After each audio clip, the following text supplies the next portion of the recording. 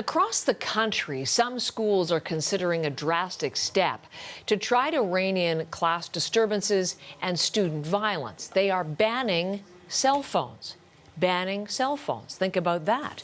Our senior education reporter is Deanna Sumanak-Johnson. That seems like a drastic solution, but they're looking at it as an alternative given lots of disturbing circumstances ahead of them. You're doing some looking into this whole issue, and welcome to our studio once again. Tell us more.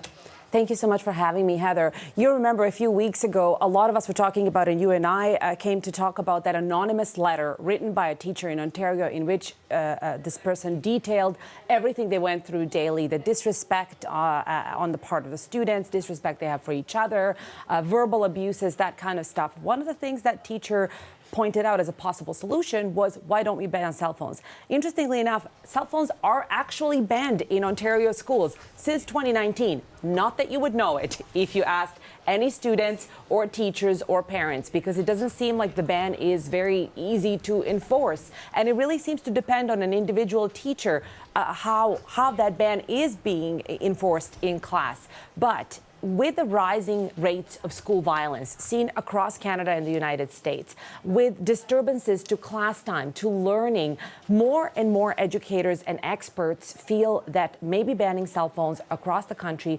universally is the right thing to do.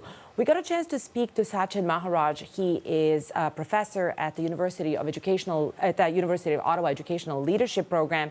Here's what he had to say about why he thought it was important that cell phones be banned. It also undermines their ability to listen to others attentively and with empathy. And if you look at what we try to do in schools, particularly in Ontario, around building student achievement and well-being, well, if you can't focus for long periods of time and you're not engaged with the people around you, that's going to make it a lot more difficult to learn and to have both a sense of community and a sense of personal well-being. So listening to that, Deanna, obviously there are compelling reasons for a cell phone ban, but I know you've been talking to people who are not wholly convinced that it will have the intended effect. Absolutely. One part of it is the sheer unenforceability. I've heard from teachers who said, they have a little bucket where you place your cell phone at the beginning of the class. And then some students just don't want to put their phone in a bucket. Or at the end of the class time, when they're picking up their own, they can see what's popped up on a screen of another student and can taunt that student or tease them about it. There seem to be so many problems in enforceability.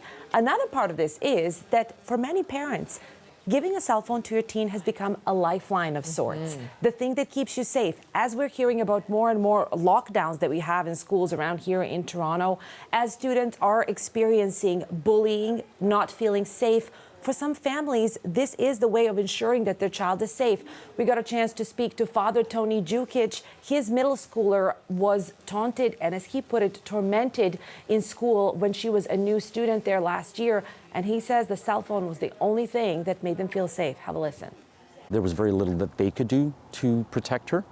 And having access to her cell phone was a sort of lifeline, because she was able to message myself or mom, and we could then attend the school and extract her from situations where she felt unsafe. So more and more provinces are thinking about this, Heather. And by the way, individual schools around Canada have their own cell phone ban outside of their board, outside of the province. And some say that it's working out really well. But again, some convincing has to be done.